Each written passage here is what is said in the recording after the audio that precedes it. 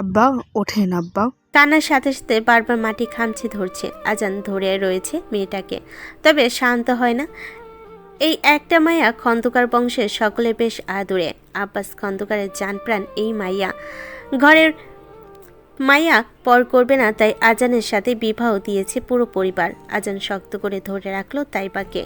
তাইবা রক্তে ভয় পায়, বরাবরই আজান খুন খারাপি থেকে দূরে রেখেছে তাকে। বাসে একটা মুরগি জবে হলো, এটা তাইবার চোখের সামনে হয় না। অথচ আজ কিনা চোখের সামনে বাপের খণ্ড খণ্ড লাশের পিস দেখেও ভয় নেই তার। কাটা মুন্ডুর উপড়ানো চোখে গড়িয়ে পড়া রক্ত দেখেই বলছে না। আজান ভাই, রক্ত, আমি ভয় পাচ্ছি, সরাও। তাইবা খামছে ধরে আজানে বুকের কাপড়। ওরা আব্বারে মেরে ফেলেছে আজান ভাই, আমার আব্বারে টুকরা টুকরা করেছে। আমার আব্বা জানের কষ্ট লাগছে, মেলা ব্যথা পাইছে আজান ভাই। আজান আরও শক্ত করে নিজের বুকে জড়িয়ে নিল তাইবাকে। উড়ান এলো, প্রবেশদ্বার পেরিয়ে এসে প্রথমে আজমাইন খন্দকারের পায়ের কাছে বসলো। আজমাইন খন্দকারের চোখে পানি। লোকটা চেয়ারে বসে এক দৃষ্টিতে লাশের দিকে তাকিয়ে উড়ান তার দিকে তাকিয়ে ডাকলো, আব্বা। আজমাইন খন্দকার এক চুল নড়ল না। উড়ান আবারও ডাকলো, আব্বা। উড়ান আজ প্রথম এক ভঙ্গুর লোককে দেখছে। শক্ত ধাঁচের আজমাইন খন্দকারকে আজ কাঁদতে দেখছে। উড়ানের চোখ লাল হয়ে ওঠে। চাচা জানে মৃত্যুর থেকেও বেশি পড়াচ্ছে তাকে তার আব্বার নিশ্চুপ থাকা। উড়ান উঠল, হেঁটে এসে দাঁড়ালো লাশের পাশে। সাবিনার কান্না, তাইবার আত্মচিৎকার, সবকিছু নিশ্চুপে তাকিয়ে দেখল। খণ্ডাংশ মাংসগুলোর দিকে তাকিয়ে থেকে ওজান আস্তে করে হাঁটু মুড়ে মাটিতে বসে। অনেকক্ষণ সময় তাকিয়ে থেকে খণ্ডগুলো চোখের ইশারায় গুনে নিল। 8 খণ্ড করেছে দেহ। ফুসফুস, কলিজা, হাট সব বের করে নেওয়া হয়েছে, বাদ যায়নি মাথার মগজটাও। উজান ঝুঁকে গেল, পাটিতে লেগে থাকা রক্তে হাত ছুঁয়ে তারপর গালে মেখে নিল। উড়ানের চোখের কোণ গড়িয়ে নোনা পানি গালে এসে স্থান নিল। রক্ত ধুয়ে যাবার আগেই সে বলল, আপনার মৃত্যু থেকে ভয়ঙ্করভাবে খণ্ডিত করার মীর বাড়ির প্রতিটি মানুষের দেহ ভীষণ পরিমাণ কষ্ট দিয়ে কেড়ে নেওয়া হবে তাদের জান। মিলাই নিয়ে চাচা যান। আর যেমন খন্দকার বাড়ির কবরস্থানে আপনার লাশে মাটি পাবে, ঠিক তেমনই মীর বাড়ির গোরস্থানেও একের পর এক খণ্ডিত লাশের দাপন হবে। আমরা প্রতিশোধ নেব চাচা যান, আপনার বাতিটা মরে নাই। উজান উঠে দাঁড়ালো, আশেপাশে কারোর দিকে না তাকিয়ে সোজা হেঁটে বাড়ির দিকে গেল। সাবিনা বেগম হুঁশ হারিয়েছে। আজান বাড়ির দুজন মহিলাকে আদেশ দিল নিয়ে যেতে। তাইবাকে বাজকোলা করে তুলে নিল সে। পুরো গ্রাম কেচ্ছা রটানো হলো। বেলা গড়াতেই আগেই লোকের মুখে মুখে ছি চিৎকার পড়ে গেল। পুরো গ্রাম ভেঙে ভেঙে লোক আসছে ধরা পড়া ছেলে মেয়েদের দেখতে। কি লজ্জাজনক ব্যাপারটা! রেজার ইচ্ছে করলো সব ধ্বংস করে দিতে। তার জন্য, শুধুমাত্র তার জন্য বিনা দোষে বদনামি হচ্ছে একটা মেয়ের। এর থেকে বড় শাস্তি কি আর হতে পারে? লোকজনে ফিসফাস করছে, কেউ কেউ তো রাইসার বয়স নিয়ে টোন কাটছে। নাক টিপলে দুধ বাইর হইব, শরীর উত্তেজনা দেখছো? একজন তো বলে ফেল, আমার ঘরের মাইয়া যদি এমন হইতো, ওই মাইয়ারে বিষ খাওয়াইয়া মাইয়া দিতাম। রাইসা শুনল সকলের কটু কথা। এটা যদি অন্য কোনো সময় হতো, রাইসা কি তাদের কথা শোনাতে ছাড়তো? বিন্দু পরিমাণ নয়। রাইসার হাসি পেল পৌতে হেসে উঠল। বুকে ওড়না নেই, গায়ে মাটি কোকড়ানো চুলগুলো এলোমেলো, পিঠে রেজা অবাক হলো। মেয়েটা হাসছে, অথচ সময়টা কান্না করার। রাইসা না তাকিয়ে বুঝলো রেজা অপরাধে ভুগছে। লোকটা দোষ নেই, সত্যি দোষ নেই। সে বিপদে পড়ে এসেছিল, রাইসা সাহায্য করেছে তাকে। এত অপমান লাঞ্ছনা কিছুই যেন টলাতে পারে না রাইসার এ ভাবনা। রাইসা মাটির দিকে তাকিয়ে থাকলো, পারলে খামছে ধরে মাটি গায়ে মেখে একটু আশ্রয় চেয়ে নিত। এই দুনিয়া আজ তার কাছে বড্ড স্বার্থপর লাগছে। তার আপাকে প্রয়োজন। আপারি বিবি করে থেমে গেল রাইসা। মনে ভাবনা বাসা নিল, তার আপাও কি তাকে নষ্টা ভাববে? মস্তিষ্কে এই কথা আসার কারণ বুঝল না। তার আপাও কি ঘেন্না করবে তাকে? আবার চোখে কি তার জন্য ঘেন্না থাকবে? কত ভাবনা ভাবল সে। বিবাহের আগে নারী জীবনে পুরুষার কলঙ্ক দুটোই যেন চাঁদের গায়ে সেই ফাটা ফাটা দাগের মতো। পৃথিবীতে যতদিন এদের অস্তিত্ব থাকবে, ততদিন এই দাগ গায়ে লাগিয়ে নিয়ে চলতে হবে। পুরুষ কি কলঙ্ক মুক্ত হয়? এতে কি কোনো ভুল নেই হয়তো। পুরুষের গায়ে কখনো দাগ লাগে না, কখনো কেউ কাদা ছুঁড়ে না। কেন ছুঁড়ে না? তবে কি কলঙ্ক কেবল নারীর জন্যই সৃষ্ট? রাইসা সকল ধিক্কার মাথা পেতে নিল। অতঃপর ভাবল, এই ছোট্ট জীবনে পৃথিবী তাকে বড্ড একটা উপহার দিল, আর চাওয়া পাওয়া নেই তার। সব ফুরিয়ে এসেছে। বাকশক্তিহীন অনুভব হলো জোয়ারের এক বীভৎস ভাঙ্গনে হারালো তার ঘর। বিচারের ব্যবস্থা করা হলো। চেয়ারম্যান বাড়িতে বিচার বসবে। গ্রামের লোক দলে দলে চেয়ারম্যান বাড়ির বাগানে এসে ঘাসের উপর বসলো। চেয়ারম্যান এখনও আসেনি। লোকজন এসে তার অপেক্ষা করতে লাগলো। বেলা 2:30, বেঘরে ঘুমোচ্ছে আরাধ্য। ইফরা খাবার এনেছে, প্লেট টেবিলে রেখে ডাকলো। ছোট নবাব উঠুন, চেয়ারম্যান সাহেব ডেকেছেন আপনাকে। আরাধ্য ঘুমের মধ্যে নড়েচড়ে উঠল। ইফরা গায়ে মৃদু ধাক্কা দিয়ে তাকে আবার ডাকলো। উঠুন। কিছু সময় একইভাবে ডাকার পর আরাধ্যর ঘুম হালকা হলো। ঘুমো ঘুমো চোখে তাকিয়ে দেখলো ইফরাকে। রোজকার মতো আটপৌরে শাড়ি পরে মাথায় ঘোমটা টেনেছে মেয়েটা, হাতে একখানা তোয়ালে নিয়ে দাঁড়ানো। আরাধ্য হাত বাড়িয়ে তাকে টেনে বসালো পাশে। কিছুটা সরে এসে উবু হয়ে কোলে মাথা রাখলো। ইফরা বলল, আহ্লাদ করা হলে উঠে পড়ুন, আব্বাজান ডেকেছে আপনাকে। বাগানে সালিশি আছে, আজ আমন্ত্রিত আপনি।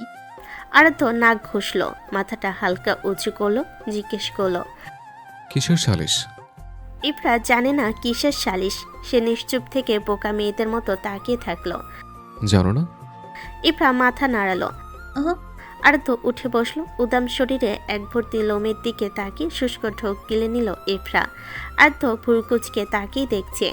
এক পর্যায়ে ইফরার হাত টেনে নিয়ে নিজের বুকে রাখলো। ইফরা চমকালো। আরাধ্য কিছুটা ঝুঁকে তার ললাটে চুমু খেলো। এরা?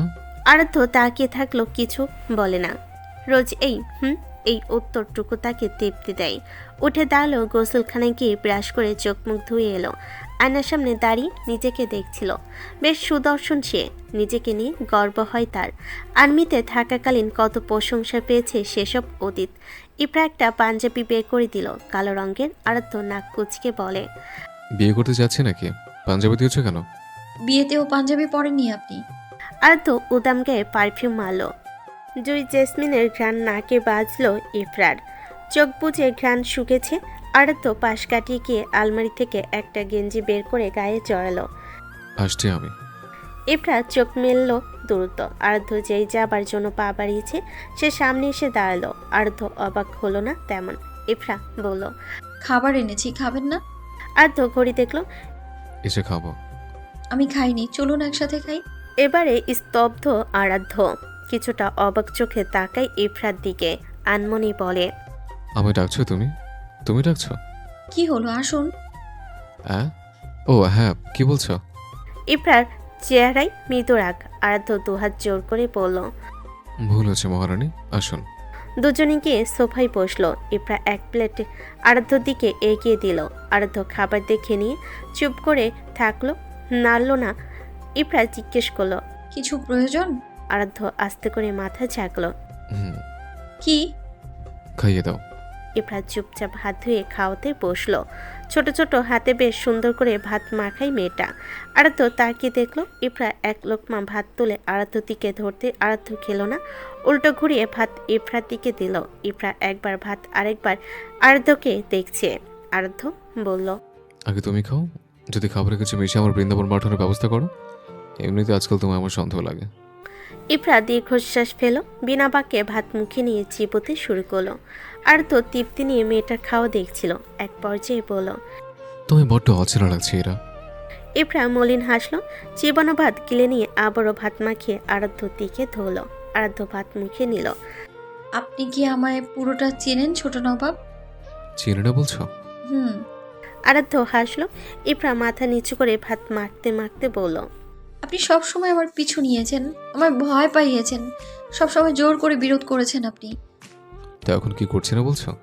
আহা, তবে ইফরা আরেক লোকমা ভাত এগিয়ে দিল। ইসলামী উল্লেখ্য নিয়ম পালন করছি। আপনি স্বামী আমার, আপনার খেদমত করা আমার কর্তব্য। শুধু কর্তব্য?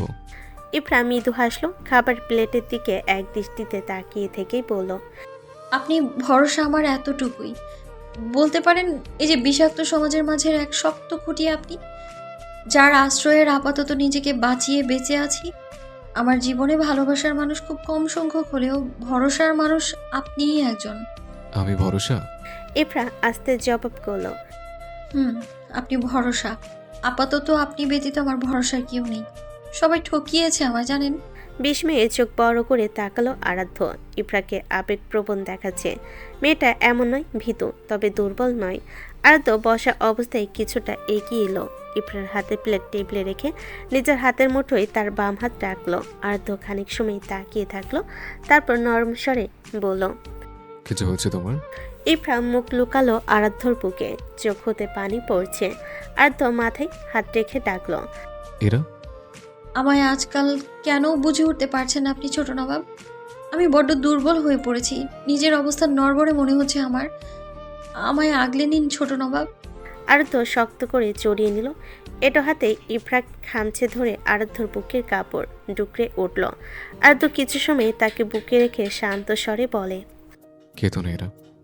তোমার চোখের ঝরা বিন্দু পানের দ্রুত ঠিক এতই প্রখর, জটিরে ক্ষত করেছে আমার বক্ষ পিঞ্জর। ইফরা নিশ্চুপ আরাধ্যর বুকে। আরাধ্য তার চুলে হাত বুলায়, কয়েকবার খোপার চুল বিলি কাটল। রাজার অবর্তমান রানীর দায়িত্ব হয় পুরুষ সাম্রাজ্য পরিচালনা করার, আর তুমি কেন অবস্থান নরবরে বলে কেতে ভাসাচ্ছ মেয়ে? আমার সাম্রাজ্ঞী তুমি, আমার রানী। আর রানী কখনো অবস্থানের ভয়ে মরে না। সাহসী হও এরা।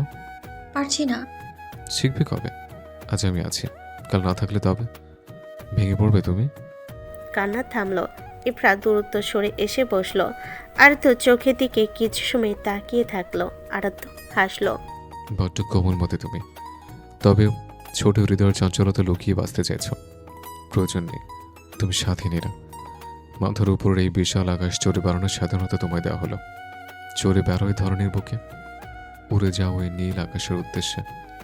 তবে মনে রাখো, কেউ একজন তোমার প্রতীক্ষায়। ইফরা গভীর দৃষ্টিতে তাকিয়ে পর্যবেক্ষণ করলো আরাধ্যর অভিব্যক্তি। চোখে চোখ রেখে বলল, আমার প্রতি এত বিশ্বাস রাখবেন না। আরাধ্য উচ্চ শব্দে হেসে ফেলল। বিশ্বাসী মেলায় বস্তু তর্কে বহুদূর। বিশ্বাসী হয়ে ঠকলে নিশ্চয়ই আমি দায়ী নই। তুমি ঠকাবে আমি এরা। আরাধ্য চাতকে নাই অপেক্ষা করছে উত্তরের। ইফরা কিছু না বলে মুচকি হাসলো শুধু। এটো হাত প্লেটে ধুয়ে পানি এগিয়ে দিল আরাধ্যর দিকে। আপনাকে ঠকালে অবশ্যই প্রাণের মায়া ত্যাগ করতে হবে ছোট নবাব। আরাধ্য মুচকি হাসলো। ধীরে ধীরে আরো কিছুটা প্রশস্ত হলো সেই হাসি। ঘড়ি কাটার শব্দ হলো। বিকেল 3টা। আপাতত দুজনে কথার ইতি টানলো। ইফরা আরো একটা গেঞ্জি এনে দিল। আরাধ্য তা গায়ে জড়িয়ে বেরিয়ে এলো। সালিশি বসেছে দুটো কাঠের চেয়ারে, বসানো হয়েছে বাগানের দিকটায়। একটা চেয়ারম্যান এসে বসেছে অনেকক্ষণ, অপরটা আরাধ্যের জন্য অপেক্ষা করছে। সকলের অপেক্ষার অবসান ঘটিয়ে আরাধ্য এলো। চেয়ারম্যান একবার তার অগোছালো ছেলের দিকে তাকিয়ে নাক সিটকায়। চুল দাড়িতে বেপরোয়া লাগছে। চেয়ারম্যানের ভাষায় এক কথায় জঙ্গলি। আরাধ্য রিল্যাক্সে বসেছে। সে শুধু কথা শুনবে, বিচার পছন্দ না হলে শেষে নিজে একখান মদ দিয়ে কেটে পড়বে। বরাবরই তাই হয়। তবে আজ কি ঘটবে সে কি জানে?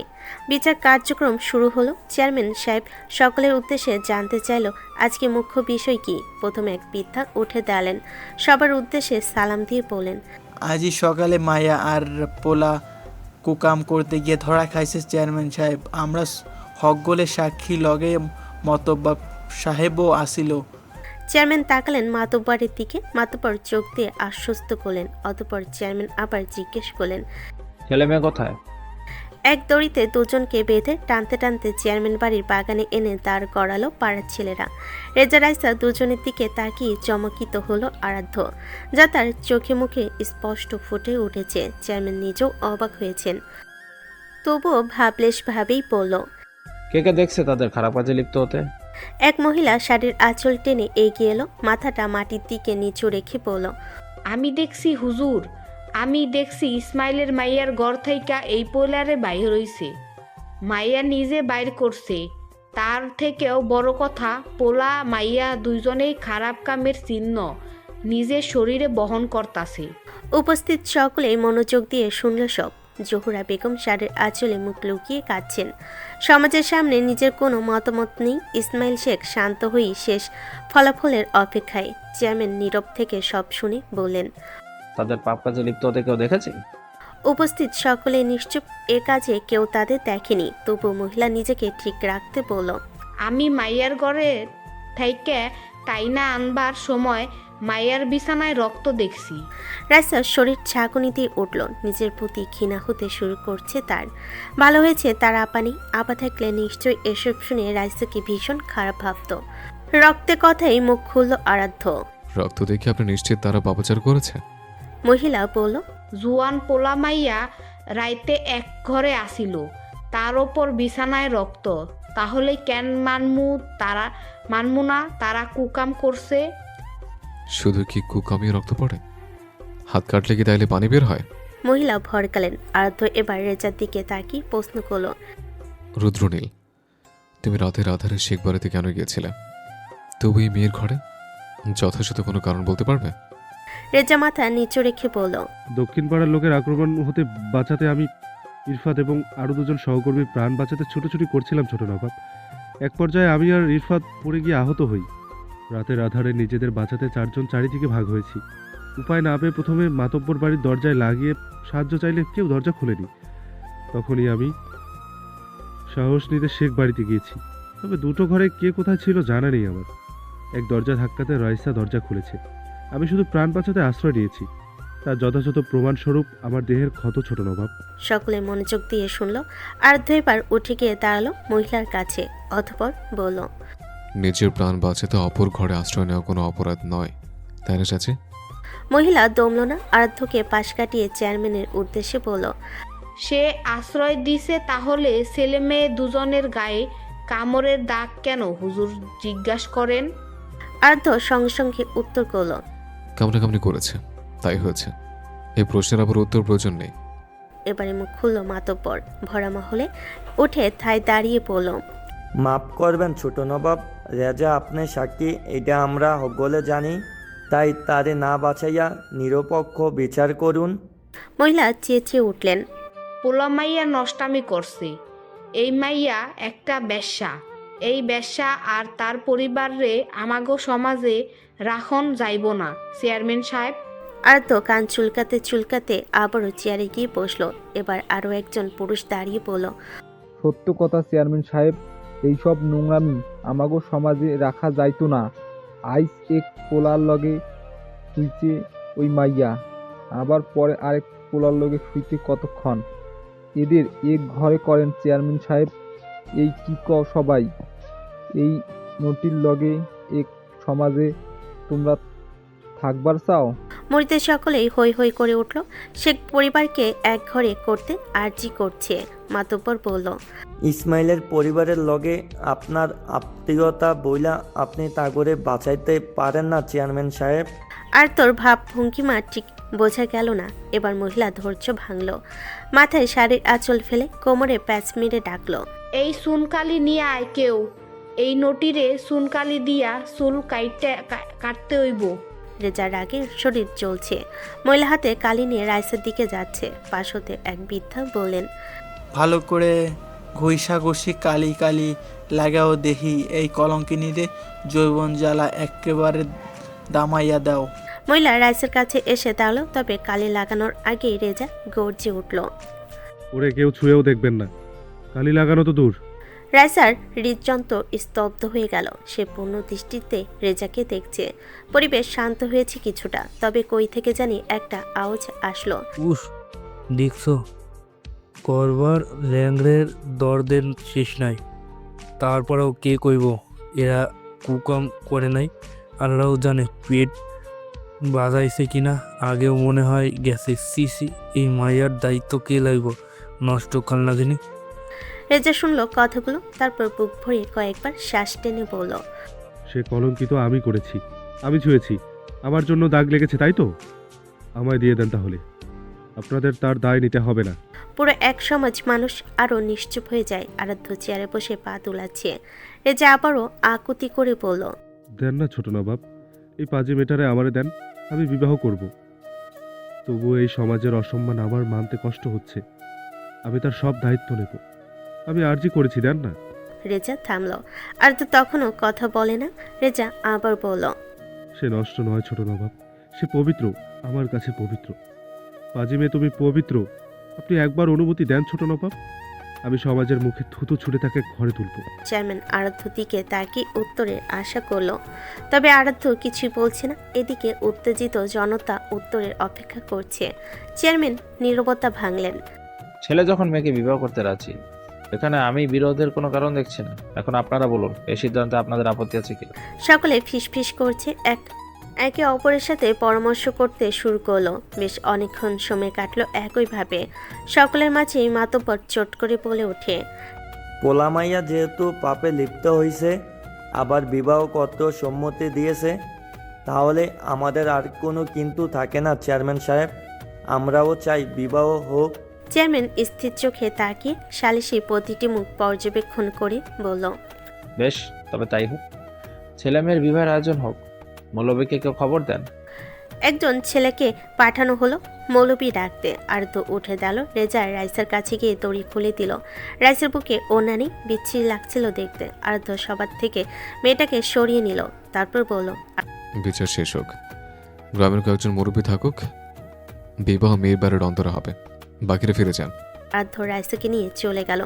জহুরা বেগম এসে পা জড়িয়ে নিল চেয়ারম্যানের। চেয়ারম্যান দ্রুত সহিত উঠে দাঁড়িয়ে বলল, পা ছাড়ো জোহরা, ভুল ছেলে মেয়ে করেছ তুমি নও, তাই নিজেকে ছোট করো না।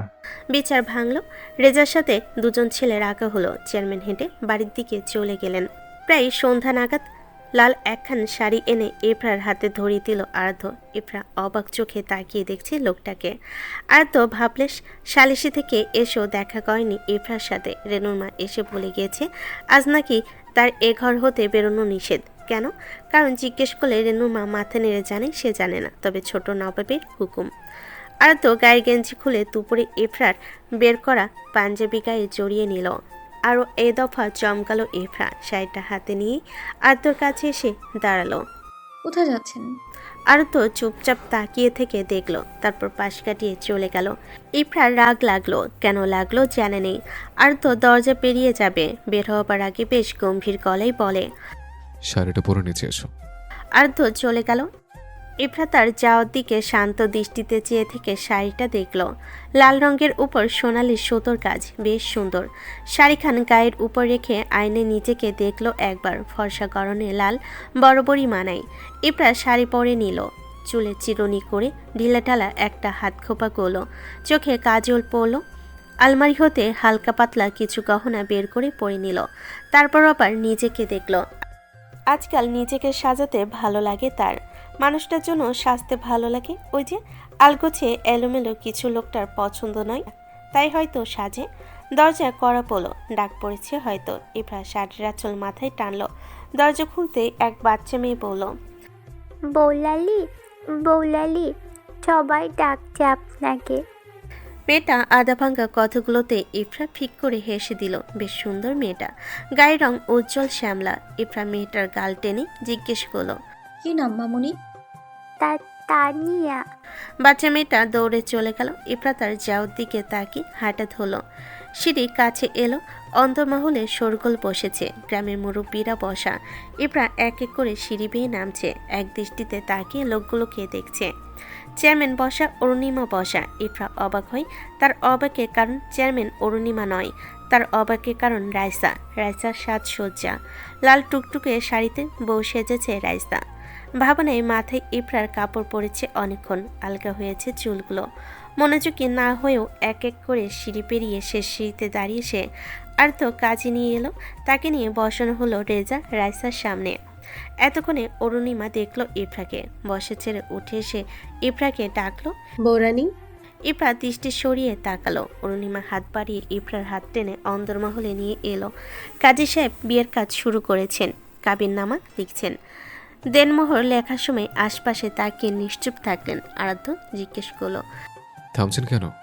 কাজী সাহেব শুষ্ক ঢোক গিলেন, তারপর আরো একবার আশেপাশে দেখে নিয়ে বলেন, দেহ মোহর বাঁধতে হবে ছোট নবাব। তো বাঁধেন, কে আটকাইছে? কাজী সাহেব বললেন, ইয়ে মানে ছোট নবাব কত বাঁধবো? আরাধ্য রেজার দিকে তাকালো। কি ভাই, কত বাধার হুকুম দিতে চান বলেন? রেজা অপরাধীর চোখে তাকালো। আরাধ্য তার অনুমতির আশা না করেই বলল, 50,000 বাঁধেন কাজী সাহেব। পাশ থেকে কে জানি বলল, এত কাম দেমাহ কেন? আরে বাঁধন। আরাধ্য ঠান্ডা মাথা চটে যাচ্ছিল, তখনই এক চিকন কণ্ঠে উত্তর এলো। দেনমোহর লাখ লাখ বাদলেই তো হবে না, পরিশোধের একটা ব্যাপার আছে। এখানে ব্যবসা করা হবে না, কাজী সাহেব 25,000 বাঁধেন। উপস্থিত সকলে নিশ্চুপ। আরাধ্য মাথা উঁচু করে একবার বউকে দেখে নিল, পুরো রানী লাগছে, গলে এক গাম্ভীর্য। কাজী সাহেব দেনমোহর লিখল, বিয়ে পড়ানো শুরু হলো। এক পর্যায়ে কাজী সাহেব রেজার দিকে তাকলেন, তাকে কবুল বলতে বলা হলো। রেজা মাথা নিচু রেখে কবুল বলল, সাথে সাথে সকলে আলহামদুলিল্লাহ পড়ল। এবার রাইসার পালা, তাকে কবুল বলতে বলা হচ্ছে। পরপর কয়েকবার বলা হয়েছে। রাইসা থ মেরে বসা, দৃষ্টি মাটির দিকে তাকানো। আরাধ্য কপাল কুঁচকে নেয়। হ্যাঁ শালি, কবুল বলছো না কেন? বিয়ে করবা না করবা কি? উপস্থিত সকলের মাঝে আবারও ফিসফিস কানে বাজে। জোহরা বেগম দরজায় দাঁড়ানো। ইসমাইল শেখ বাড়ি ফিরেছে, তার এসবে কোনো মতবিরোধ নেই। ইফরা দৃষ্টি তখনও রাইসার উপর তীক্ষ্ণ চাহনি রেখেছে। তার উপর আরাধ্য আবার ধমকালো। দূর চিংড়ি, কান্দাবাদে কবুল কহেক, একখান ঝাল চকলেট দিউম চা। কবুল বলার আগ মুহূর্তে রাইসা একবার ইফরার দিকে তাকালো, তারপর আরাধ্যর দিকে তাকাতেই আরাধ্য তাকে চোখে আশ্বস্ত করলো। রাইসা মিনমিনিয়ে কবুল বলল। কাজী আলহামদুলিল্লাহ পড়ার আগেই আরাধ্য আলহামদুলিল্লাহ বলল। ইফরা চোখ বুজে নিঃশ্বাস চালো। বড্ড ক্লান্তি ঘিরে নিয়েছে তাকে। 1 মিনিট আর অপেক্ষা না করে ছুটে চলে যায় অন্দরমহল থেকে। রাইসের চোখ থেকে পানি ঝরছে, কলঙ্কে দড়ি গলায় পেঁচিয়ে নিয়েছে সে। এরপর জনে জনে খুরমা বিলি করলো। কাজী সাহেব চলে যেতে ধীরে ধীরে সবাই চলে গেল। রেনুর মা এসে রাইসাকে নিস্তলার এক ঘরে নিয়ে গেল। আপাতত অন্দরমহল ফাঁকা। রেজা, এরফাদ, আরাধ্য তিনজনই মুখোমুখি বসা। আরাধ্য শান্ত চোখে পর্যবেক্ষণ করছে রেজাকে। গলার দাগগুলো স্পষ্ট ঘনিষ্ঠতার ইঙ্গিত বহন করছে। আরাধ্য ঝুঁকে টেবিল থেকে 2টো খোরমা তুলে মুখে পড়ে নিল। চিবুতে লাগলো। অন্দরমহলে ঘোর নীরবতা। এত নীরবতার মাঝে হাঁসফাঁস করছে ইরফাত। বেচারা বেশি সময় চুপচাপ থাকতে পায় না। পেটের মধ্যে কথা ঘোরপাক খাচ্ছিল তার। এক পর্যায়ে মুখ খুলো। ভাই ভাবিরে ঘরে নিয়ে গেছে, আপনি যাবেন না? আর তো একদম নিশ্চিন্তে খুরমা খাচ্ছে। আশেপাশে কিছুতেই তার খেয়াল নেই। তার ভাবটা এমন যেন কিছুই হয়নি। এটাই তো রেজার ভয়। আর তো কথা বলে বকা দিলে, রাগ দেখালে রেজার শান্তি লাগে, বড্ড তৃপ্তি লাগে। অথচ আরাধ্য কথা বলছে না। রেজা সহ্য হচ্ছে না। দ্রুত উঠে গিয়ে পাজোড়া আঁকড়ে ধরে আরাধ্যর। আরাধ্য একটু অবাক হলো না, একটু নড়ল না অবধি। রেজার চোখের পানি আরাধ্যর পায়ে পড়ছে, তবুও পাষাণ লোকটা বিনা বাক্যে খুরমা খাচ্ছে। এটা তার একমাত্র কাজ। রেজা বলল, মাফ করবেন ছোট নবাব, ভুল করেছি। আল্লাহর দোহাই লাগে কথা বলেন, আপনারা নিশ্চুপ থাকা আমাকে পোড়াচ্ছে। জ্বলে পুড়ে মরে যা। আবারও মুখে একটা খুরমা পুড়ে নিল আরাধ্য। রেজা আরো শক্ত করে পা দুটো চেপে ধরল। আরাধ্য বিরক্ত হলো। এই শালা, পা ছাড়, ছাড় বলছে, নয়তো তোর পশ্চাৎ আগুনের ছ্যাঁকা দিয়ে জ্বালিয়ে ছাড়বো শালা। মাইয়া লোকের মতো ঢং মারাতে এসছে। রেজা নিশ্চুপে পা আঁকড়ে ধরে বসে থাকে। আরাধ্য কিছুটা কাত হয়ে আদর্শা হয়। এরপর একবার রেজা তো আরেকবার আরাধ্যকে দেখে, গলা খাকারি মারে। এরপর এক পর্যায়ে বলে, বউ বলছিলাম কি ছোট নবাব, এবারের মতো মাফ করে দেন। রেজা ভাইরে ভাই হুশে কিছু করে নাই। কাল 1 প্যাক মারছিলাম, তার প্রভাবে উত্তেজিত হয়ে কামড়ি এটা করছে। আরাধ্য ক্ষিপ্ত সিংহের মতো থাবা দিয়ে টেনে ধরে ইরফাদের কলার। বেচারা এক থাবায় হুশ জ্ঞান হারিয়ে ফেলার উপক্রম। আরাধ্য তাকে টেনে এনে রেজার পাশে বসিয়ে শটান করে এক থাপ্পড় লাগিয়ে দিল। তারপর জিজ্ঞেস করল, কয়েক চ্যাংরা, কে যেন কবর লাগছিল? এরপর ডানে বামে মাথা নাড়ে, যার অর্থ কিছু না। আরাধ্য বিজয়ের হাসি হাসলো। এ থাপ্পড় রেজার গালে মারলে একটু শান্তি পেত, তবে মারবে না। ছেলেটা তার বড্ড আদরের। আরাধ্য চোখ বুজে নিশ্চুপ থাকলো অনেকক্ষণ। তারপর গান ধরলো, জীবন দিলে কাঞ্চা বসের খাঁচারের মতো, যত্ন নেওয়া আগেই তা ভাঙে অবিরত, দয়াল ভাঙে অবিরত। আমার ভাঙা তরি ছেঁড়ার পাল, চলবে আর কতকাল। আমার ভাঙা তরি ছেঁড়া পাল, চলবে আর কতকাল। ভাবি শুধু একলা বসিয়া, রে দয়া, এভাবে আর চলবে কতকাল। আরাধ্য গান থামালো, শান্ত কণ্ঠে ডাকলো, রুদ্রনীল। রেজা দ্রুত উত্তর দিল, জি ছোট নবাব। আর্থ উঠে বসলো, রেজাকে টেনে নিজের পাশে বসিয়ে কাঁধে হাত রাখলো। রেজা অবাক হলো। আর্থ এমন নয়, এমন শান্ত সে কবে হয়েছে জানা নেই। আর্থ বলল, দায়িত্ব বেড়েছে তোর। এক পেট হয়তো 2 পেট হয়েছে। এই দেখ, আমরা আসলে পুরুষ লোক। পুরুষ মালের দায়িত্ব অনেক। আমরা আপন মানুষ মরলে কাটলে মানুষ বলে এটা কেমন বেড়া ছেলে, আবার না কাটলেও বলে পাষাণ লোক। আমরা যেদিকে যাই থাপ খাই। ছ্যা, জিন্দেগি শালার কপালে থাপের উপরে সব শূন্য। আর শূন্যের কখনো বিয়োগের ভয় নেই, আছে অশান্তি। তবে তবে এত অশান্তির মাঝে শান্তি কিন্তু বউ। বউ অর্থ সহধর্মিনী। ওই মায়ের জীবনে সব শান্তি। বেড়ালোকের বউয়ের যে তৃপ্তি তা কোথাও নেই, পুরো দুনিয়ায় নাই। বউ রাগলেও শান্তি, না রাগলেও শান্তি। বউ ছাড়া কথা কইলেও শান্তি, না কইলেও অশান্তি। আর বউয়ের শান্তি হইলাম আমরা পুরুষেরা। আর্থ থামলো। রেজার হাত নিজের মুঠোয় নিয়ে বলল, যে জিনিসটা আইস্তরে দেওয়া হয়েছে ওইটা আমার বউয়ের কলিজা। আমার বউয়ের আদরের ননির পুতুল। ও জিনিসের অযত্নে আমার বউয়ের চোখে পানি আসবে, আর আমার সহধর্মিনীর চোখের পানি আমি সহ্য করব না। তাই আমার বোনের দায়িত্ব আজ থেকে তোর আমানত। জীবন গেলেও ওই শালীর চোখে পানি আসতে দেওয়া যাবে না। রেজা তপ্ত শ্বাস ফেলে আরাধ্যর চোখে তাকায়। আরাধ্য হাত জোড়া শক্ত করে চেপে ধরে চুমু খায়। আল্লাহ এক আর সর্বশক্তিমান ভাই। উপরে আল্লাহ আর নিচে আপনি, এই দুই আমার মালিক। আপনার জন্য আমার জান কুরবান। তবুও বৌরানীর আমানত আমি এই গায়ের এক বিন্দু রক্ত থাকতে নষ্ট করব না ছোট নবাব, ভরসা রাখবেন। আরাধ্য শান্তি পেল বোধহয়। রেজাকে হাত ইশারায় চলে যেতে বলল। এরপর খানিকের জন্য ইমোশনাল হয়ে গিয়েছিল। রেজা যেতেই আরাধ্যর পায়ের কাছে আবারও এসে বসলো। আরাধ্য ছেলেটাকে দেখে নিয়ে ডাকলো, ইয়াদ। জি ছোট নবাব। আরাধ্য হাসলো। ছেলেটা একবার ভাই একবার ছোট নবাব ডাকে। হাসি থামিয়ে বলল। আরাধ্য বলল, বিয়ে করতে ইচ্ছে করলে বলবে, বিয়ে দেব। এই শামসের বোধের মতো কামড়ে কামড়ে দেখলে কেটে করদর মাছের আহারে দিব। জি ছোট নবাব। বন্ধুদের আহার করানো হয়েছে ইয়াদ। জি ছোট নবাব। লগে আরেকটা খবর আছে। খন্দকারের 2 পোলা, কিন্তু আপাতত আমাকেও পিছনে পড়বো ছোট নবাব। নির্বাচন সামনে, বড্ড একটা প্ল্যান করতে হইব। পুলিশের তীর কিন্তু আমাকেও উপরেই ফেলাইব। আর্দ্র শুনল সব, মনোযোগ দিয়ে সব শুনে ইরফাতকে বিদায় দিল। ইরফাত চলে গেল। আর্দ্র একাকী কিছু সময় কাটাতে চোখ বুজে শুয়ে থাকলো।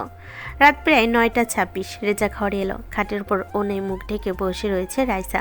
রেনুর মা বসিয়ে গেছে। রেজা দরজা লাগিয়ে এসে খাটের উপর বসলো। রাইসার ঘোমটা দুহাতে সরিয়ে কিছু সময় তাকিয়ে থাকলো। 7 দিনে এত ধকলে রাইসার মুখটা ছোট মোটো হয়ে গিয়েছে। গায়ে মোটা একটা শাড়ি। রেজা সেদিকে খেয়াল করে বলল, শাড়িতে অস্বস্তি হচ্ছে তোমার? রাইসা মাথা নাড়ল। তার সমস্যা হচ্ছে, যদিও রাইসা না বললেও রেজা ঠিক বুঝে যেত। 7 দিন বাচ্চামি করে ছুটে বেড়ানো মেয়েটা ক্ষণিকে কেমন বড় হয়েছে, বিয়ে হয়েছে। রেজা উঠল। আশেপাশে তাকিয়ে দেখলো তেমন কোনো কাপড়ের ব্যবস্থা নেই। এদিক ওদিক তাকিয়ে গোসলখানায় গেল। চোখে মুখে পানি ছিটিয়ে এসে বলল, ছোট নবাব পাঠাইছে আপনার লাগিয়ে 1খান লুঙ্গি আর গেঞ্জি, আর বউয়ের লাগিয়ে 1খান শাড়ি। রেজা ব্যাগ নিল। রেনুর মা চলে যেতে দরজা লাগিয়ে বিছানায় এসে বসলো। শাড়িটা বের করে রাইসার হাতে দিয়ে বলল, পাল্টে এসো, আরাম লাগবে। রাইসা শাড়ি হাতে বিছানায় ছেড়ে মেঝেতে নামলো। তারপর গোসলখানায় না গিয়ে রেজার সামনে শাড়ি খুলো। রেজা বিরক্ত গলায় ধমকে উঠল, কি করছো মেয়ে? চোখ নেই। রেজা দাঁতে ঠোঁট কামড়ে নিশ্চুপ থেকে বলল, শরম করছে না তাই না? পুরুষের সামনে বস্ত্র খুলে মাটিতে ফেলছো? করেছে না। রেজা কৌতূহলী হলো পূর্ণ দৃষ্টি রাইসার শাড়ি পরার দিকে রেখে বলল, লাজুকতা মেয়েদের জন্য সৃষ্ট, তবে তোমার মাঝে অনুপস্থিত কেন? রাইসা শাড়ি কুচি তুলছিল। হাত থামিয়ে রেজা তাকে তাকিয়ে থাকে। কয়েক সেকেন্ড পর দৃষ্টি সরিয়ে বলল, রাতে বস্ত্র ছাড়ে আমার দেহ প্রদর্শন করেছেন আপনি। সেই সুবাদে সমাজের লোক ওড়নাবিহীন আমায় নষ্টা বলে চিনেছে, বেশ্যা বলেছে বহুবার। আমার যা যাবার সব গিয়েছে। আপাতত সব লজ্জা শরমে কি কাজ বলুন? রেজা হাসলো। তোমার নিকট আমি অপরাধী রয়ে গেলাম রাই? রাইসা মলিন হাসলো। সে হাসিতে মেয়েটা কত শত বেদনা লুকালো কে জানে। শাড়িটা গুজে নিয়ে রেজা পাশে এসে বসলো। রেজা বলল, এদের হয়তো স্মরণীয় হয়ে ইতিহাসের পাতায় তুলে রাখা উচিত রাই, তবে যদি মনের খিদেটা মেটে। রাইসা এসব কথায় বেশি একটা পাত্তা দিল না। খাটের উপর বাবু হয়ে বসে দুখান রাখলো রেজা গালে। মুখটা নিজের দিকে ফিরিয়ে নিল, চোখে চোখ মিলিয়ে তাকিয়ে থাকলো কয়েক মিনিট। দুজনের চোখের পলক পড়ে না। নীরবতা ভেঙে এক পর্যায়ে রাইসা বলে, আপনি ঠকেছেন জনাব, ভীষণ রকমের ঠকেছেন। রাইসা হাত থামিয়ে নিল, চোখ সরিয়ে নিল রেজা থেকে। রেজা প্রশ্ন করলো, কারণ কারণ ছেলেরা মূলত নারীর সৌন্দর্যের প্রেমে পড়ে, অথচ আপনি এক শ্যামকন্যার স্বামী হয়েছেন। রেজা কিছুক্ষণ নীরব থাকলো, বিছানা ছেড়ে গিয়ে ঘরের জানালা খুলল। পশ্চিমা পাতা শুহু করে ঘরে ঢুকছে। রেজা চুল উড়িয়ে চলেছে। প্যান্টের পকেট হাতে একটা সিগারেট আর লাইটার বের করলো। লাইটার কয়েকবার জ্বালানোর পরে আগুন জ্বললো। তারপর সিগারেট ঠোঁটে চাপিয়ে আগুন দিল। লম্বা লম্বা কয়েকবার টান দিয়ে ধোয়া গেল। রাইসা এত সময় সব দেখছিল। রেজা নিচের ঠোঁটের এক কোণে একটু কাটার দাগ এমনই সময় চোখে পড়ে না, তবে সিগারেট টানলে স্পষ্ট হয়। রেজা আবার একটা টান দিয়ে ধোয়া গিলে পড়ল। ছেলেরা মূলত নারীর সৌন্দর্যের প্রেমে পড়ে, এটা চিরন্তন সত্য। তবে তার থেকেও বড় সত্য ভাগ্য, নসিব। যা থাকিবে নসিবে তাহাই মিলিবে। সুতরাং নারীর সৌন্দর্য জীবন নয়, ভাগ্যে যা রয় তাহাই জীবন। রাইসা মনোযোগ দিয়ে শুনল, তারপর উঠে দাঁড়ালো। এগিয়ে সে রেজার কাছে দাঁড়িয়ে সিগারেট হাতে নিয়ে ছুঁড়ে জানালার বাইরে ফেলল। রেজা নির্বাক। রাইসা আবারও তার গালে হাত রাখলো। আমায় পেয়ে জীবন খাতে কয়েক ধাপ পিছিয়ে গেল, তাই না? রেজা তাচ্ছিল, হাসলো। জীবনটা সংক্ষিপ্ত রাই, এ জীবনে আক্ষেপের পথ খোলা রেখে অকালে নিজেকে খুন করার চেয়ে যথেষ্ট কোনো কারণ নেই আমার কাছে। রাইসা গাল থেকে হাত নামালো, হতাশার শ্বাস ফেলল। রেজা আবার বলল, তবুও বলছি, এক শ্যামাঙ্গিনীর টানা দুটো চোখের মায়া আমায় তার ভালোবাসার স্নিগ্ধতায় আবদ্ধ করার জন্যই কি যথেষ্ট নয়? রাইসা নিশ্চুপ থাকলো। রেজা তাকে নিজের দিকে ফেরালো। রাইসার চোখের কোণে বিন্দু পানি আঙ্গুলে চুলে জিব্বা দিয়ে চেটে নিল। জীবনটা আফসোসের সুতোয় বেঁধে কি হবে? বড়জোর প্রাপ্তির খাতায় কয়েকটা দীর্ঘশ্বাস জমা রইবে। তার চেয়ে ভালো হাত ধরো রাই, গোটা জীবন দুজনে একসাথে কাটাই।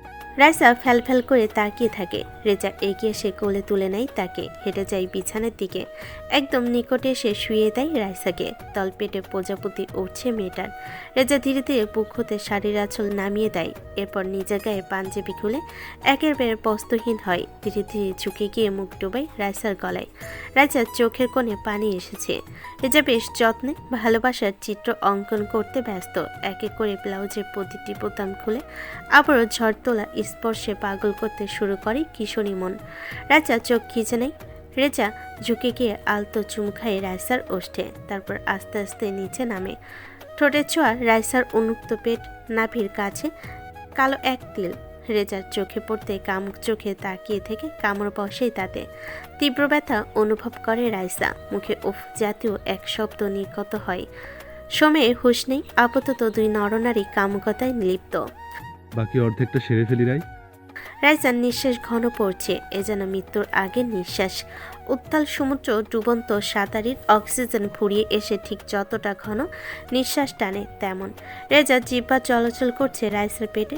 রেজা কাজ থামায়, মুখ তুলে রাইসার দিকে তাকায়। প্রস্তুতি নাও রাই, তৃতীয় দফায় যুদ্ধ ঘোষণা করছি। রাইসার দাঁতে ঠোঁট কামড়াতেই রেজা মোক্ষম আঘাত হানে। আবেগে মুখ হতে নির্গত হয়, ও তেরি, এটা উত্তপ্ত লাভা। ব্যথায় কুকড়ে যায় রাইসা, অথচ নিজের একান্ত কাজে অটল। রেজা সময় পেরোতে থাকে। অন্ধকার আচ্ছন্ন ফাঁকা ছাদের এক কোণে দাঁড়িয়ে নিঃশব্দে আকাশের দিকে তাকিয়ে আছে ইপ্রা। সময়ের খেয়াল নেই তার। হাজার তারার মাঝে উজ্জ্বল চাঁদের আলো এসে মুখে পড়ছে তার। পশ্চিমা বাতাসে গায়ের লোমগুলো শিরশির করছে। ইপ্রা শান্ত চোখে সৌন্দর্য দেখছে চাঁদকে ঘিরে রাখা তারাগুলো। জীবনগুলো কিভাবে যেন সময় স্রোতে বয়ে চলছে। প্রতিটা জীবনে একটা করে নিজস্বতা, তবুও কেমন করে যেন হারিয়ে যাচ্ছে সব। এসবের হিসাব কষলে দেখা যাবে প্রতিটি জীবনে একটি করে অপ্রাপ্তির গল্প। প্রতিটি মানুষই খুনি, একটা স্বচ্ছ হৃদয় খুনি। ইফরাও খুনি। সে নিজের সাথে খুন করেছে আরেকটি মেয়ের জীবন, মানহার জীবন। এটা কি চাইলেই অস্বীকার করা সম্ভব নয়। সেও খুনি। আরাধ্য এলো, চুপচাপ এসে দাঁড়ালো এক পাশে। ইফরার নাকে এসেছে লোকটার শরীরে ঘ্রাণ। কিছু সময় নিশ্চুপ কাটলো দুজনের। খোলা চুলগুলো বাতাসে উঠছে, শাড়ির আঁচলটাও মেঝেতে লুটুপুটি খাচ্ছে। আরাধ্য ডাকলো, এরা তারা গুনছ? তবে ভাবছি। আদ্র রেলিং থেকে সরে এলো, পেছন হতে ইফরাকে জড়িয়ে ধরে খোপা আলগা করে চুল খুলে মুখ ডোবালো। ইফরা দীর্ঘশ্বাস ফেলল। আরাধ্য জিজ্ঞেস করলো। কি ভাবছো? ইফরা চুপ থেকে বলল, ভাবছি এই যে সকলে আমায় ভাঙছে, আমার বিশ্বাস ভাঙছে, দিনের পর দিন মিথ্যা ভালোবাসার অভিনয় করছে, কত সহজেই আমায় দুমড়ে মুচড়ে শুকনো পাতার মতো ঝুরঝুরে করে মাটিতে ফেলে পা দিয়ে পিষে যাচ্ছে। কি আশ্চর্য, কারো কোনো আফসোস নেই, কোনো অপরাধ বোধ নেই, কি নিশ্চিন্তে ঘুমিয়ে রাত পার করছে তারা। অথচ আমি অভাগে হতাশায় মুখ গুজে নিঃসঙ্গতার সাথে নিদারুণ যন্ত্রণায় বেঁচে থাকি, কারো কোনো মায়া নেই। ইফরা ঘুরে যায়, আরাধ্য দৃষ্টিতে নিজের দৃষ্টি মেলায়। মানুষ শখ করে কত প্রাণী পোষে, পাখিও পোষে, তাদের জন্য মায়াও করে, উড়ে গেলে কান্দে, মরে গেলেও কান্দে, অথচ কেউ আমায় মায়া করে না। কেন করে না ছোট নবাব? তবে কি আমি পোষা প্রাণীর থেকেও নিকৃষ্ট? আদ্য সরে গেল, ছাদের রেলিংয়ে হাত ভর দিয়ে দাঁড়ালো। এই প্রশ্নের উত্তরটা সে নিজেও খুঁজে চলেছে, জানা নেই তার। ইফরা আস্তে করে পেছন থেকে জড়িয়ে নিল তাকে, মাথাটা ঠেকালো আরাধ্যর পিঠে। আরাধ্য চোখ বুজে ইফরার হাতের উপর নিজের হাত রাখলো। ইফরার শরীরে ঝাঁকুনি অনুভব করছে, কাঁদছে মেয়েটা। আরাধ্য হাত দুটো বুক থেকে সরিয়ে পরপর দু হাতে চুমু খেলো। ইফরারও চেপে মাথাটা রাখছে আরাধ্যর পিঠে। আরাধ্যর হাঁসফাঁস লাগছে, কোথাও একটা পিছিয়ে নিশ্চুপ থাকা। কিছুক্ষণ একইভাবে চুপ থেকে ইফরা হাত সরিয়ে ঘুরে যায়। ইফরা দ্রুত চোখ মুছতে গিয়ে গালে পানি থেকে যায় তার। আরাধ্য হাসে। শোনো মেয়ে, বেদনা লুকিয়ে কাঁদতে নেই, ওসব শীতের সকালে শেষের মতো রৌদ্রতাপে শুকিয়ে ফেলাই উত্তম। ইফরা তাকিয়ে থাকে আরাধ্য চোখে, চোখ দুটো লাল। কেন লাল এই প্রশ্ন করলেই উল্টা পাল্টা কথা বলবে লোকটা। আর তো ভ্রুজোড়া কুচকে নিল, তার অস্বস্তি বাড়ছে। পরিস্থিতি স্বাভাবিক রাখতে ইফরা নাক টেনে বলল, দিনকাল ভালো নয় বুঝলে। আজকাল মেয়েরা এমনভাবে ছেলেদের দিকে তাকায়, মাঝে মাঝে ভয় ধরিয়ে ছাড়ে। কি জামানা চলছে বলো তো? ইফরা স্বাভাবিক হয়, আরাধ্যর জ্বালা ধরা কথাই বলে। রূপবতী নন আপনি, দেখলে ক্ষয় হবে না। আরাধ্য হাসে। তবে দেখলে কেন? রসিকতা ভালো লাগছে না। ইফরা চলে যাবার জন্য পা বাড়িয়েছিল, আরাধ্য দ্রুত তাকে আটকে কোমর চেপে ধরে। যাকে মেরে ওঠে ইফরার শরীর, থমকে গিয়েছে বাতাস। আরাধ্য ঘন ঘন শ্বাস টানছে, চোখ দুটো কারো লাল হয়ে উঠেছে। এত সবের মাঝে ইফরার চোখ আটকায় আরাধ্যর গলায় উঁচু জায়গায় অ্যাডামস অ্যাপেল।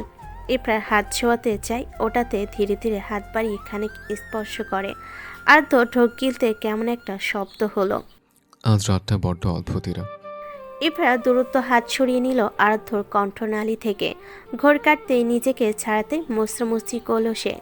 আধরও শক্ত বাঁধনে চেপে ধরল ইফরার কোমর, নখ ডাবালো। এবার বোধহয় একটু দমলো মেয়েটা। এ সুযোগ কাজে লাগিয়ে শাড়ি ফাঁকের উন্মুক্ত পেটে খামচে ধরল আরাধ্য। ঝটকা টানে ইফরাকে বুকে এনে ফেলে। ইফরা নড়তে চায়, তবে সেই সুযোগ না দিয়ে আরাধ্য দখলে নেয় তার ওষ্ঠ। আরও দুর্বল হলো ইফরা। তার হাত এক পর্যায়ে শক্ত করে জড়িয়ে ধরে আরাধ্যর দেহ। আরাধ্য তখনও ওষ্ঠের স্বাদ নিতে ব্যস্ত। মিনিট দুই হবে হয়তো জোর জবরদস্তি খাটিয়ে ইফরাকে ছেড়ে নিঃশ্বাস টানল। এরপর চুমুটে খেলো কণ্ঠনালীতে। কয়েক মিনিট মুখ ডুবিয়ে দাঁতের কামড় ক্ষত সৃষ্টি করলো ইফরার গলায়। প্রথমে ছোঁয়া অনুভূতি হলো, পরবর্তীতে ক্ষত করেছে, জ্বলন ধরিয়ে ছেড়েছে। আরাধ্য সরে দাঁড়ালো, পাশ কাটিয়ে যাবার আগে হাত টেনে নিজের কাছে আনলো ইফরা। আরাধ্য থমকালো, পূর্ণ দৃষ্টিতে চেয়ে থাকলো শুধু। ইফরা এগিয়ে এলো, আরাধ্যর পায়ের উপর পা রেখে খানিক উঁচু হলো। আরাধ্য নির্বাক পর্যবেক্ষণ করছে সব। কয়েক সেকেন্ড যেতেই অনুভব করলো তার ঠোঁট অন্যের দখলে। মস্তিষ্কে হ্যাং ধরলো কয়েক সেকেন্ড, নিজেও ইফরার সাথে তাল মেলালো। আবেশের গভীরে ভাসতে শুরু করেছে দুজন। ইফরা ছিটকে সরে গেল, আরাধ্য মুচকি এসে আঙ্গুলে ঠোঁট মুছে নিল। আরাধ্যর ঠোঁটে কোণে রক্ত তরল, সে তলটুকু কেমন করে জানি আঙ্গুলে মুছল, দৃষ্টি সরালো। কোনো প্রকার অনুমতি ছাড়াই ইফরার হাত ধরে উল্টো ঘোরালো। এলোমেলো চুলগুলো ছড়িয়ে একের পর এক চুমু খেলো ইফরার ঘাড়ে, গলায় আর পিঠের উন্মুক্ত কিছু অংশে। ভয়ঙ্কর অনুভূতি, ইফরা দমে যাওয়ার উপক্রম, আত্মসমর্পণ করতে চাইছে তার মন।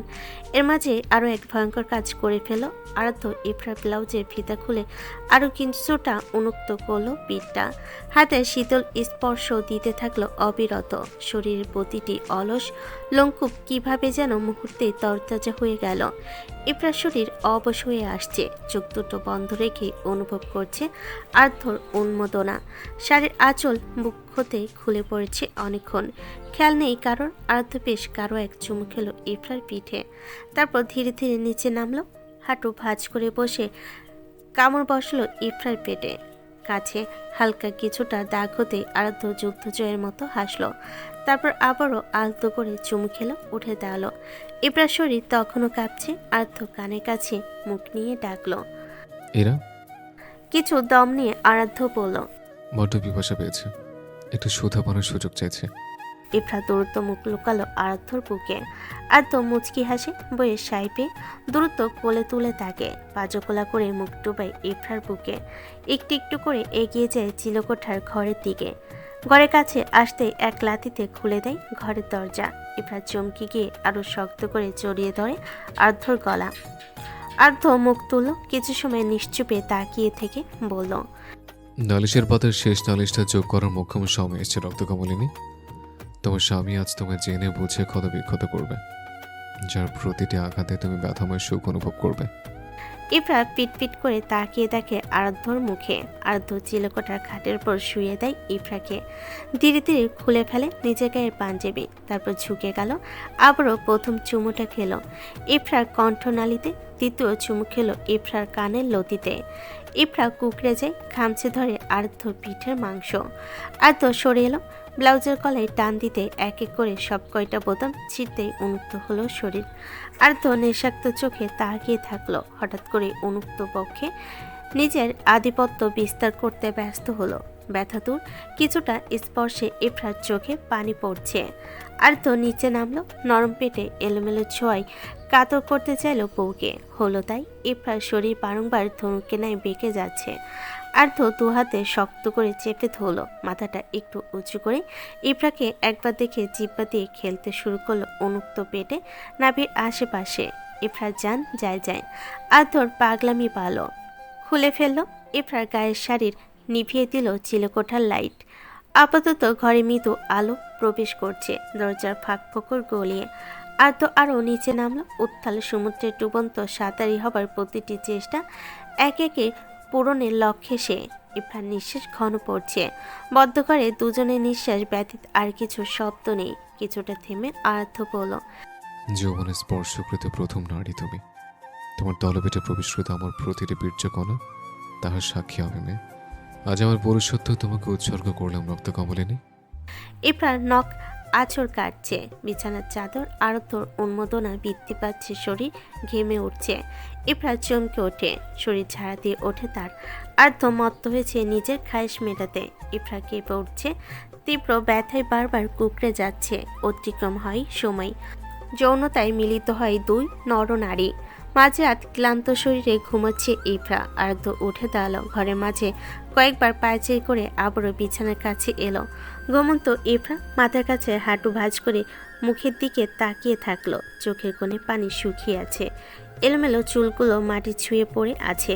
বাচ্চা কয়েকটা চুল মেয়েটার মুখে পড়ে আছে। আরাধ্য আরেকটু ঝুঁকে গেল, ছোট্ট করে চুমু খেলো ইফরা ললাটে। তারপর এসে আবারও দাঁড়ালো ছাদের কিনারায়। সিগারেট জ্বালিয়ে ঠোঁটের কোণে রাখলো, লম্বা কয়েকটা টান দিয়ে ধোয়া গিলে ছাদের দিকে তাকিয়ে তাচ্ছিল হাসলো। রাত ফুরিয়ে এসেছে, কাল তাকে রাজধানী যেতেই হবে। সকালে বেরিয়ে রাতে ফিরল আরাধ্য। ইফরা তখন গভীর ঘুমে, গায়ের উপর কাঁথা ঢাকা নিয়ে শুয়ে আছে। বিছানার পাশে ওষুধের পাতাগুলো রাখা। ইফাতকে দিয়ে ওষুধ পাঠিয়েছিল, খেয়েছে হয়তো। আরাধ্য এসে মাথার কাছে বসলো ইফরার। মেয়েটার মুখটা ফ্যাকাশে লাগছে, কিন্তু কিছু সময় তাকিয়ে থেকে উঠে দাঁড়ালো। ড্রেসিং টেবিলের কাছে এসে তার অস্ত্রের কারখানা থেকে চাপাতি জাতীয় কিছু একটা বের করে উল্টে পাল্টে দেখলো। ধারালো অস্ত্র বাতির আলোতে চকচক করছে। এক ধ্যানে তাকিয়ে থেকে দেখলো চাপাতির উজ্জ্বলতা। তারপর বেরিয়ে গেল ঘর ছেড়ে। যাবার আগে আরও একবার এসেছিল ঘুমন্ত ইফরার কাছে।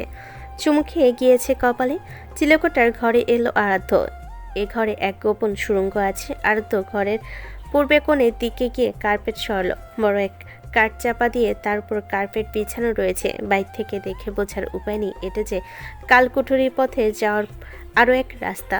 আরাধ্য সিঁড়ি বেয়ে নামছে। অন্ধকার আচ্ছন্ন সব কিছু, তবে এ পথে হাঁটতে সমস্যা হয় না তার। ধীরে ধীরে নিচে নেমে মাটির পথ হেঁটে কুঠুরিতে এসে থামল সে। চাপাতির গায়ে হাত বুলাতে বুলাতে এসে বসলো। শান্ত দৃষ্টিতে চাপাতিটা দেখছে। রেজা বলল, আজ শিকারকে ছোট নবাব? আর তো একবার দেখলো রেজাকে, পরক্ষণে আবারও চাপাতির দিকে তাকিয়ে বলল, ক্যাপ্টেন সাহেবের কেচ্ছেটাই না হয় আজ খতম করা যাক। বেচারা অনেক দিনের অতিথি। রেজা লুঙ্গি কাছা দিয়ে বলল, বহুদিন ব্যাটারে পালা হলো, শালা শুয়োরের সেবা যত্ন করতে করতে হাঁপিয়ে উঠেছি। আর তো বাঁকা হাসলো। বেইমানের বেঁচে থাকে বিপজ্জনক, মুখোশের আড়ালে লুকাইতে শয়তানের বেঁচে থাকা পাপ।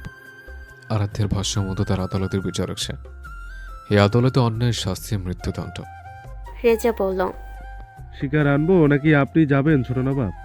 আর তো উঠে দাঁড়ালো। চাপাতি রেজার দিকে ছুড়ে দিতে গটগট করে হেঁটে গেল বর্বরতা চালানো সেই ঘরখানায়। আরাধ্য ঘরে প্রবেশ করতে দরজা লক করে রেজা নিজেও ঢুকে পড়ল। আরাধ্য গিয়ে রাজকীয় এক চেয়ারে আরাম করে বসলো। কালো রঙের শার্টের বুকে বোতামখানা খুলে দিয়ে কলার আলগা করে দিয়ে ভাব ধরল। পুরো ঘরে বন্দি আরও 3 জন রয়েছে। তার এর মধ্যে 2 জন হলো একজন আর্মি ক্যাপ্টেন, অপর একজন পুলিশ কর্মকর্তা। দুজনে প্রায় যুবক বললেই চলে, তবে বর্তমান অবস্থা তাদের ভীষণ করুণ। অপর একজন ব্যবসায়িক পার্টনার। রেজা 2 লোককে এনে ফেললো আরাধ্যর পায়ের কাছে। নেতিয়ে গিয়েছে শরীর, হাতের আঙ্গুলগুলো কেটে নেওয়া হয়েছে বহু আগে। আঙ্গুলগুলো নেই। শরীর বিভিন্ন অংশে মাংস তুলে তুলে পোষা কুকুরে খাদ্য বানিয়েছে। আজ হাত জোর করে মাপ চাওয়ার কোনো উপায় নেই। ক্যাপ্টেন বসে কাটছেন। চোখের পানি স্পষ্ট নজর এলো আরাধ্যর। আরাধ্য ঝুঁকে গিয়ে ডাকলো, বশির ভাই, ও বশির ভাই, দূরত পরন ভাই, মৃত্যু অতি সন্নিকটে আপনার। ক্যাপ্টেন বশির হাসলো, তোর এতদিনের সাধনা আজ তবে সমাপ্তি ডেকেছিস। তা কখন কার্যকর হবে এই মৃত্যুদণ্ড? মরণের লাগি দেখছি বড্ড তারা আপনার। তা খোদার নিকট জবাবে প্রস্তুতি রেখেছেন তো? তুই সৃষ্টিকর্তাকে বিশ্বাস কবে থেকে শুরু করলি ভাই? আরাধ্য অলস ভঙ্গিতে গা এলিয়ে বসলো। নাস্তিক নই আমি, তবে পাপী। আর পাপীর দোয়া সৃষ্টিকর্তা শোনে না, বুঝছেন ভাই? তোর পাপের খাতা পূর্ণ হবার দিন এসেছে ফারহান। এক চাকরিচ্যুত হয়ে কত পাপ করেছিস ভেবেছিস? অমানুষ হয়ে দাঁড়িয়েছিস। অমানুষের কারিগরটা কে ভাই, খুলে বলেন তো শুনি। বশিরের মুখ ফ্যাকাশে হয়ে যায়। আর তো উচ্চস্বরে ঘর কাঁপিয়ে হেসে উঠল। বশির তার দিকে চেয়ে থেকে বলল, দেখ ফারহান, মানছি তোর সাথে অন্যায় হয়েছে। আমি নাজির ভুল করেছি, তার জন্য আমরা ক্ষমা প্রার্থী। আজ কতগুলো দিন এই কুঠুরি ঘরে বল তুই, বাহিরের আলো অবধি নজরে আসে না। মায়া কর। কিছুটা দম নিল বশির। কয়েকবার ঢোক গিলে বলল, ওই যে চেয়ে দেখ, নাজিরের দিকে দেখ, শরীর ভেঙে পড়েছে। হাতের ওপরের মাংস কেটে নিয়েছে তোর লোক। আমাদের আর কিছুই নেই ফারহান, যেতে দে। আমরা একবার পরিবারের নিকট যেতে চাই। কথা দিচ্ছি, এই কুঠুরির কথা কেউ জানবে না, কেউ না। আর তো চুপ থেকে শুনলো বশিরের সব মূল্যবান বক্তব্য। কিছুটা ভেবে ঝুঁকি গিয়ে হাঁটতে হাতে ভয় রেখে শান্ত স্বরে বলল, চলুন একটা যুক্তিতে আসি ভাই, মানলে আপনার মুক্তির সাথে অফিসারেরও। বশিরের হয়তো কথাটা পছন্দ হলো। সে দ্রুত উত্তর করলো, কি কাজ, কি ফারহান বল, তবুও মুক্তি চাই। আর তো আবারও আয়েশ করে বসলো, চেয়ারে হেলান দিয়ে চোখ দুটো বুঝে। বর্ডারে মাল আটকে আছে বশির ভাই, 1.5 কোটি টাকার মাল। আপনার অফিসার যদি সেই মাল এনে দিতে পারেন তবে মুক্তি আপনাদের। মুক্তির লোভে বশির বলল, এ তো সহজ কাজ, আমি যাব মাল আনতে। কবে যেতে হবে বল, বল না। ধীরে ভাই ধীরে, কাম হতে সহজে হলে আমার ছেলেটা কবেই সপটে মাল এনে ফেলতো। সেই মাল আমি এতদিনে সাপ্লাই মেরে দিতাম। আর্থ থামলো। বশির হয়তো কথাটার অর্থ ঠিক বুঝলো না। সে প্রশ্ন করলো, মালকে আটকাইছে বিজেপি। বশির চমকালো। যে মাল বিজিবির হাতে ধরা পড়েছে সে জিনিস ফেরত আনা কেমনে সম্ভব? তবুও বলল, তোর কি মনে হয় তোর মাল এখনো বর্ডারে আছে? আচ্ছা। বসির হতাশার নিঃশ্বাস ছাড়ল। দেশদ্রোহী বানাতে চাইছিস? আর তো দুদিকে মাথা নাড়ল। তবে আপনি ভাব এমন করছেন যেন আপনি দোধে ধোয়া তুলছি গাছ। বসির মলিন হাসল। আর্থ বলল, মনে পড়ে ভাই সেদিনের কথা? বেশি না, এই যে মাত্র বছর 3 আগের কথা। কতটা চতুরতা খাটিয়ে আমার বদনাম করিয়ে ছাড়লেন। বসির চেঁচিয়ে উঠল, পাপ করেছি, স্বীকারও করেছি। আরে আল্লাহর কাছে 1000 বার মাপ চাইলেও তো আল্লাহ একবার না একবার মাপ করে। তবে আমি তোর কাছে মাপ চাইছি। রাখেন তো আপনি এসব ইমোশনের কথা। মালিকের কাছে নালিশ রাখেন আমার নামে। আমি পাপী, বলেন মালিকরে। পুলিশ অফিসার নাজির কথা বলে না, জিহ্বা কেটে নেওয়া হয়েছে তার। আর্থ অফিসারকে দেখে বলল, কি অফিসার, স্বীকারোক্তি দেন? দেন না? সেদিনের মতো মিথ্যা স্বীকারোক্তি দেন। কি হলো, দেন? নাজির কাঁদছে। আর্থ আবার বলল, মিথ্যাচার করছেন আপনারা, দেশদ্রোহী আপনারা। দেশের সম্পদ আপনারা বিদেশে পাচার করতেন, বহিরাগত দেশের কাছে নিজেদের বিক্রয় করছেন। আচ্ছা, অথচ পুরো দুনিয়া জানলো দেশদ্রোহী আমি। বসির কথা বলছে না। আর্থ হাত বাড়িয়ে চাপাতিটায় হাতে নিল। রেজার দিকে ইশারা করতে সে এসে চেপে ধরল বসিরের হাত। আর্থ বসা ছেড়ে উঠে দাঁড়ালো। বসে খুন করে মজা নেই, ঠিক মতো এক কপিয়ে মুন্ডুটা ফালানো যাবে না। বসির ছটফট করে বলছে, ফারহান দেখ, এসব ধর্মে সইবে না। তুই পাপ করছিস, দিনের পর দিন মানুষ খুন করছিস।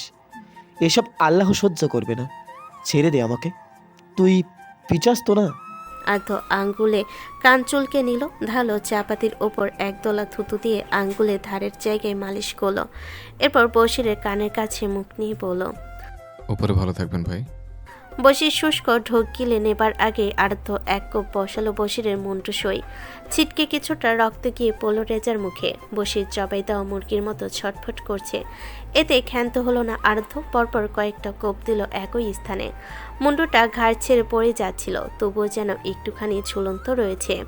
এবার শেষ কোপটা দিয়ে ধর থেকে মুন্ডুটা আলাদা করলো। এই বর্বরতাই অনেক আগেই চেতনা হারিয়েছে নাজির। রেজা বসিরের দেহটাকে বেশ যত্নে শুইয়ে দিল। আর্থ চাপাতিটা রেজার দিকে এগিয়ে দিল। রেজা ওটাকে রেখে এক মাল্টি কুড়াল এনে দিল। আর্থ কুড়াল হাতে লাশের পাশে বসলো। এরপর ঠিক বুকের মাঝে কুড়ালের কয়েকটা কোপ ঢুকলো। রেজা শান্ত চোখে এক বদ্ধ উন্মাদের কাজ দেখছে। আর্থ উন্মাদ, রক্তের ঘ্রাণ নাকে আসা মাত্রই এক পৈশাচিক সত্তা জেগে ওঠে তার। রেজা নিষ্ফল চাহনিতে দেখছে, তার চোখে ভয় নেই। আর্থ বুক ফিরে কলিজা বের করে আনতে রেজা ওয়েট মেশিনে এগিয়ে দিল। আর্থ বসিরের কলিজা ওজন করে পাশে রাখলো। এর শরীরের সব দরকারি বস্তু যেমন হার্ট, কিডনি, প্রতিটি জিনিস সযত্নে দেহ থেকে আলাদা করে নিল। রেজা এক এক করে প্রতিটা জিনিস ছোট ছোট প্যাকেটে তুলছে। এদিকে আরত দক্ষ কষের মতো দেহের মাংস টুকরো টুকরো করছে। বসিরের দেহের মাংসের কত শত টুকরো হয়েছে এসবের হিসেব আরাধ্য নেই। রেজার প্যাকেজিং হতে ঘরের কোণ থেকে বড় এক বালতি নিয়ে এলো। আজ আবারও কুটুরি ঘরে স্বাদের রান্না হবে, খিচুড়ি রান্না হবে। এরপর এই খিচুড়ি বিলানো হবে পাড়ার অভুক্ত কুকুরদের মাঝে। ভোজন হবে আজ। রেজার টুকরো মাংসের অর্ধেক বালতিতে ভরল, বাকি যা অবশিষ্ট রইল আর্দ্র তাতে অ্যাসিড তরল ঢেলে দিতে গলতে শুরু করলো। সাথে বিকট গন্ধ ছড়িয়ে পড়ল ঘরের সর্বত্র। বড় বড় নিঃশ্বাসে নেশাগ্রস্তের মতো গন্ধ শুকতে লাগলো আরাধ্য। মাংস ঝলসানোর গন্ধ তার ভীষণ প্রিয়। এই ঘরে কোনো স্বাভাবিক মানুষ হলে হয়তো গন্ধে উগলিয়ে আসতো, বমি করে ভাসিয়ে ফেলতো। তবে এই মানব দুজন যেন তাদের নেশাদ্রব্য হিসাবে এই গন্ধটা শুকছে। মাতাল যেমন মদের ঘ্রাণে তৃপ্ত হয়, তারা দুজনেই ঝলসানো মাংসের গন্ধে তৃপ্ত। আর তো উঠে দাঁড়ালো। পুরো শরীর জুড়ে তখন শুধু রক্তে মাখামাখি, চোখে মুখে রক্তে ফোটা ফোটা দাগ। সে বেরিয়ে গেল ঘর থেকে। রেজা মাংসের বালতি হাতে করে ঘর ছেড়ে বেরিয়ে এলো। আর্দ্র চেহারা গম্ভীর লাগছে। রেজা এই জিনিসটা বারবারই খেয়াল করে। প্রতিবার যখন আর্দ্র কাউকে খুন করে তার চেহারা গম্ভীর হয়ে ওঠে। কারণটা রেজার অজানা নয়। নরম ভদ্র এক ছেলের আজ কষের মতো মানুষ কাটছে। রেজার আফসোসে মুখ ছোট হয়ে আসে। কি দিয়েছে এই সমাজ আমাদের? আর তো কুঠুরি ঘরের বড় ঘরখানায় এসে বিছানায় চিত হয়ে শুয়ে পড়ল। হাঁপাচ্ছে সে। চোখ বুজে কয়েকবার বড় বড় নিঃশ্বাস টানলো। রেজা এক বালতি পানি এনে বিছানার কাছে রাখলো। সে হাত মুখ ধুয়েছে। মুখে লেগে থাকা রক্ত তরলগুলো এখন আর নেই। পানি রেখে সাবানার এক তোয়ালে এনে সে ডাকলো, ছোট নবাব। আরাধ্য উঠে বসলো।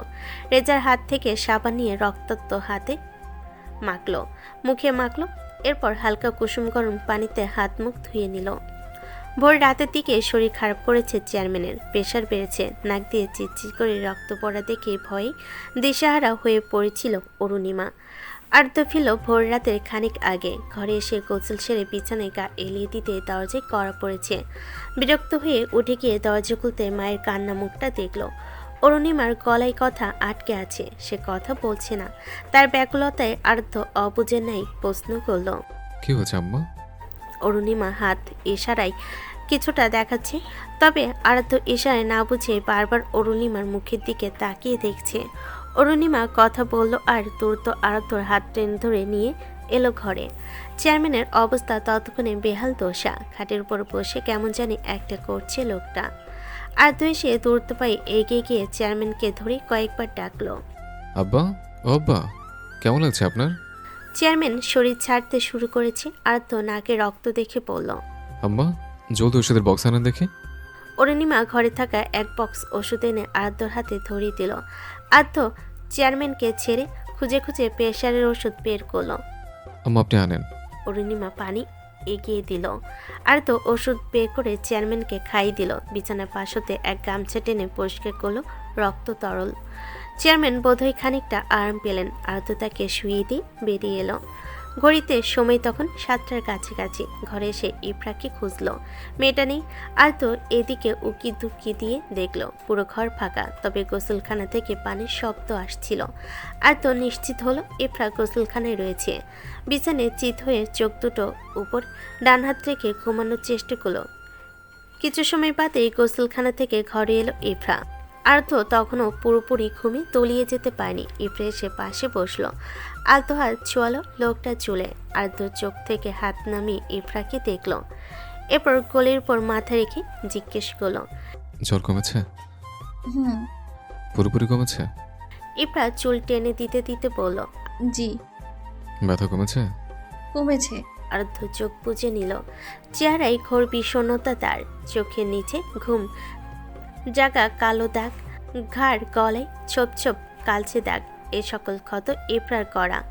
আরাধ্যর হাতে ক্ষত হয়েছে, তবে কিসের ক্ষত ওসব জানতে চাইল না ইফরা। শুধু হাতের ক্ষতটাই একটু হাত বুলিয়ে বলল, প্রসাধনী লাগিয়েছেন? কোথায়? হাতে ক্ষত হয়েছে আপনার। খুন করা বড় খাটুনির কাজ, তাই নয় কি? সে খুনের একটু চিহ্ন না বহন করলে তবে আপনি কিসের বিচারক হলেন?